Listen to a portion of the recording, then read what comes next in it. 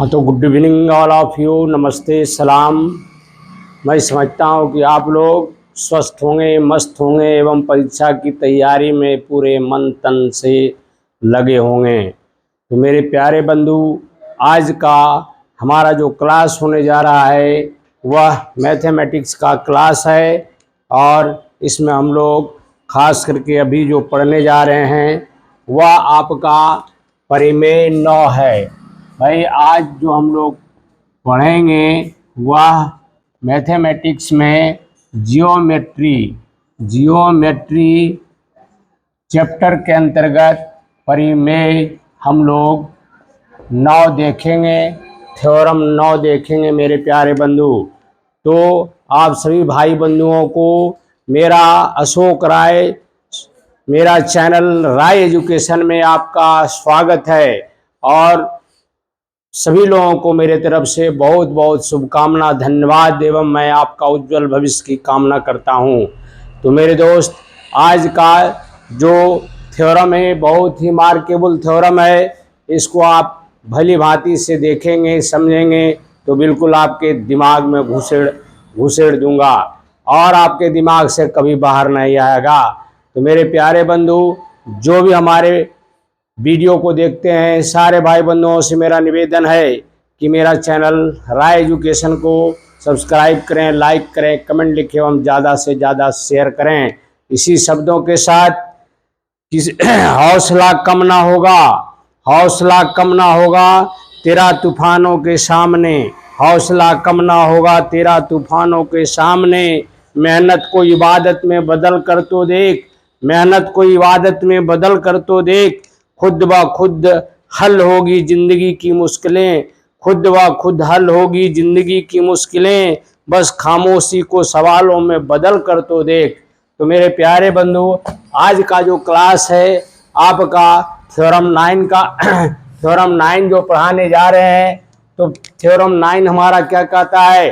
त्रिभुज की एक भुजा को बढ़ाई जाए तो उससे बना बहिष्ठ कोण सुदूर 2 अंतःकोणों को योग के बराबर है मेरे बंधु। तो आज का आपका जो सवाल है किसी त्रिभुज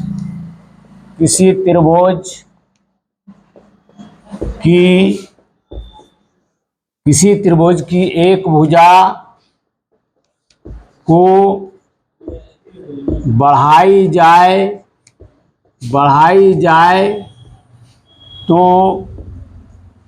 तो उसके द्वारा बना बहिष्ठ कोण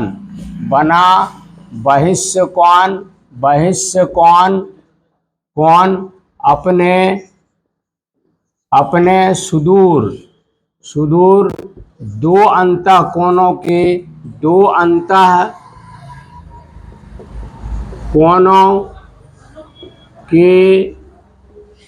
योग के बराबर होता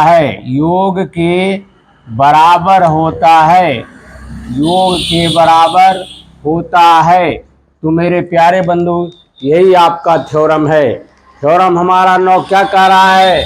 किसी त्रिभुज की एक भुजा को अगर बढ़ाई जाए तो उसके द्वारा बना बहिष्ठ कोण अपने सुदूर 2 अंतःकोणों के योग के बराबर है। ये मेरे प्यारे बंधु परिमेय 9 है। भारतीवन बुक का किताब का परिमेय 9 थ्योरम है।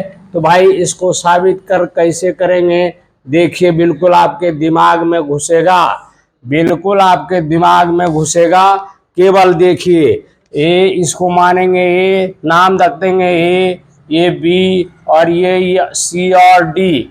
अब मेरे प्यारे बंधु, यहाँ पर का जो कोण बना वो बहिष्ठ कोण, चूंकि बीसी भुजा को डी तक मैंने बढ़ा दिया तो इसके द्वारा जो बना बहिष्ठ कोण ये आपका ACD क्या हो गया? बहिष्ठ कोण।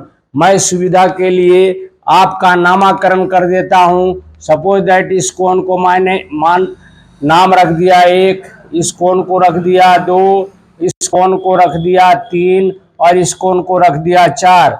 तो मेरे प्यारे बंधु, 4 क्या है? बहिष्ठ कोण है। 4 क्या है? बहिष्ठ कोण है। तो ये बहिष्ठ कोण अपने सुदूर 2 अंतःकोण अर्थात 1 और जोड़ 2 के बराबर होगा। यही आपको साबित करना है। तो मेरे प्यारे बंधु बिल्कुल आसान है, बिल्कुल आसान है। इसको देखिए तो लिखेंगे माना कि त्रिभुज ए बी सी के भुजा बी सी को डी तक बढ़ाया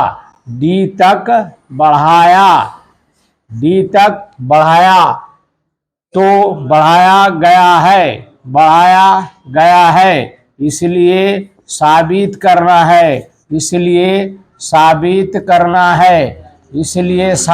करना है कि कौन आपका 1 जोड़ कौन 2 बराबर आपका कौन 4, क्योंकि 4 आपका बहिष्ठ कोण है। तो ये 4 जो है ये सामने के दो कोणों के योग के बराबर साबित करना है मेरे प्यारे बंधु। तो हम चूंकि जानते हैं प्रमाण में हम क्या लिखेंगे, प्रमाण में हम लिखना चाहते हैं जो प्रमाण में दिया रहता है उसी को लिखा जाता है। तो प्रमाण आपको क्या है यहाँ भाई, तो बीडी भुजा पर एसी आधारित है। बीडी भुजा पर क्या है भाई, तो एसी आधारित है। बीडी भुजा पर चूंकि आपका बीडी भुजा पर एसी भुजा क्या है, भुजा आधारित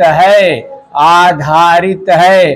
तो मेरे प्यारे बंधु आप याद कीजिए थ्योरम 2 जो मैंने पढ़ाया था उसमें एक अभिगृहित आया था। वह अभिगृहित क्या कहा था, उसने कहा था एक भुजा पर कोई दूसरी भुजा आकर मिलती है तो उसके दोनों ओर के बने कोण आसन्न कोण कहलाते हैं, जिसका योग 180 डिग्री होता है मेरे प्यारे बंधु। तो यहाँ पर भी क्या है, आप बीडी भुजा पर एसी क्या है, आधारित है। तो इसके दोनों ओर के बने कोण क्या कहलाएंगे, आसन्न कोण कहलाएंगे, जिसको रैखिक अभिगृहित भी कहते हैं। और आसन्न कोणों का योग कितना होता है, तो 180 डिग्री होता है। इसलिए हम लिख सकते हैं कोण 3 अजोड़ कोण 4 बराबर 180 डिग्री मेरे प्यारे बंधु, क्योंकि यह रैखिक अभिगृहित है, क्योंकि यह आपका रैखिक अभिगृहित है।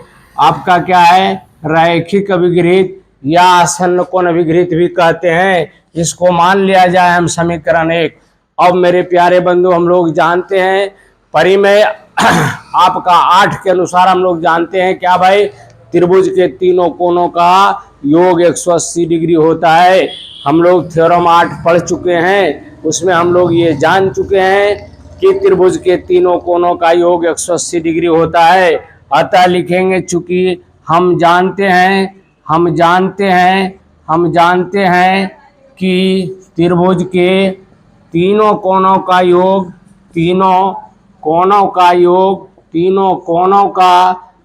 कितना होता है, योग 180 डिग्री होता है। हम ये जान चुके हैं। कब जाने हैं भाई, तो थ्योरम 8 में पढ़ा चुका हूँ। थ्योरम 8 के अनुसार हम जानते हैं कि त्रिभुज के तीनों कोणों का योग कितना होता है, तो 180 डिग्री होता है। तो हम यहाँ प्यारे बंधु हम लिख सकते हैं कोण 1 जोड़ कोण 2 जोड़ कोण 3 बराबर आपका 180 डिग्री। भाई देखो ये आपका भी 180 डिग्री, इसको समीकरण मैंने 2 मान लिया। अब देखिए भाई यहाँ पर समीकरण 1 भी संगत पक्ष इसका 180 डिग्री है और समीकरण 2 का भी संगत पक्ष 180 डिग्री है। तो मेरे प्यारे बंधु हम लिख सकते हैं समीकरण 1 एवं 2 के संगत पक्ष लेने पर संगत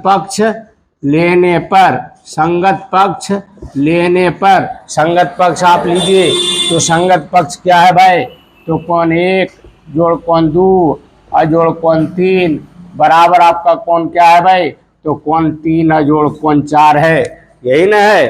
तो भाई देखिए यहाँ पर कोण 3 और कोण 3 काट दिया, बचा क्या, कोण 1 का जोड़ कोण 2 बच गया बराबर कोण 4। तो मेरे प्यारे बंधु यही साबित करना था। बहिष्ठ कोण अपने सुदूर 2 अंतः कोणों के योग के बराबर होते हैं, ये आपको साबित हो गया। तो आपका साबित क्या हो गया, ये बहिष्ठ कोण है। ये क्या है, आपका बहिष्ठ कोण है। क्या है भाई, तो ये आपका बहिष्ठ कोण है, ये आपका साबित कर दिया। कि बहिष कोण सुदूर दो अंतः कोणों के योग के बराबर है। तो भाई साबित हो चुका है, इसमें किंतु परंतु अब नहीं है। आपका मैं भेजा में बिल्कुल घुसा दिया हूँ, बिल्कुल घुसा दिया हूँ और ये आपका साबित हो चुका है। तो मेरे प्यारे बंधु, अगर हमारा वीडियो आपको अच्छा लगता है तो कृपया कर मेरा चैनल राय एजुकेशन को सब्सक्राइब करें, लाइक करें, कमेंट लिखें एवं ज़्यादा से ज़्यादा शेयर करें एवं बेल आइकन को अवश्य दबाएं ताकि अगला नोटिफिकेशन भी आपको मिलता रहे।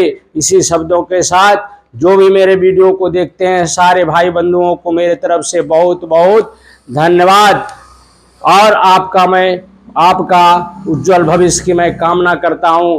इसी शब्दों के साथ आज का ये क्लास समाप्त करता हूं। जय हिंद, जय भारत। कल फिर मिलेंगे इसी वक्त, तब तक के लिए आपसे इजाज़त चाहता हूं। और भाई एक बार और मैं आपसे रिक्वेस्ट करना चाहता हूं, अगर हमारा वीडियो आपको अच्छा लगता है तो सब्सक्राइब जरूर करिए, कमेंट कुछ करिए चाहे नहीं करिए, कमेंट जरूर लिखिए। कमेंट अगर लिखने से हमको क्या पता चलता है कि मैं कैसे पढ़ाया हूं। तो भाई मेरे, अगर मैं अच्छा पढ़ाया तो अच्छा लिखिए, खराब पढ़ाया तो आप उसमें कमेंट में खराब जरूर लिखिए ताकि हमें पता चले कि मैं कैसा पढ़ाया हूं। इसी शब्दों के साथ आप सभी भाई बंधुओं को नमस्ते, सलाम, गुड इवनिंग। चूंकि आपका क्लास शाम में हो रहा है इसलिए आप सभी भाई बंधुओं को मेरे तरफ से गुड इवनिंग। इसी शब्दों के साथ आज का क्लास समाप्त होता है। जय हिंद, जय भारत।